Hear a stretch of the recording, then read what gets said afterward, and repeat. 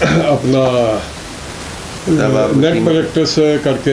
अच्छा अच्छा, तो तब आप मैंने, हम लोग उधर काम कर रहे थे तो मैंने रिक्वेस्ट की उनसे, तो उन्होंने बड़ी, यानी ये कौन से वसीम अकरम की ये तस्वीर अगर वसीम अकरम देखेगा तो उसको याद आ जाएगा कि कौन से सन की बात है ये? जी उनको बिल्कुल याद आएगा, क्योंकि मैंने एक दफ़ा उनको ना अपना मैसेंजर पे लिया हुआ था, तो मैंने ये फ़ोटो भेजी थी, तो बहुत खुश हो गए वो। अच्छा अच्छा, तो ये किस सन की बात तस्वीर है सर? ये मेरे ख्याल में जब वर्ल्ड कप जीत के आए ना उसके बाद की में टूर्नामेंट आया 92 के बाद। हाँ जी, उसमें जुवेद मियांदाद साहब थे कप्तान, क्योंकि खान साहब तो रिटायर हो गए थे। अच्छा, जब ये मियांदाद ने एक बाउंड्री मार के आखिरी बॉल पे वो मैच विन किया था, जी जी, तो वो मैच हमने नहीं, क्योंकि मैं ये वकार यूनुस के साथ भी तारिक महमूद साहब की पिक्चर है, ये सारी अबू ज़ैबी की UAE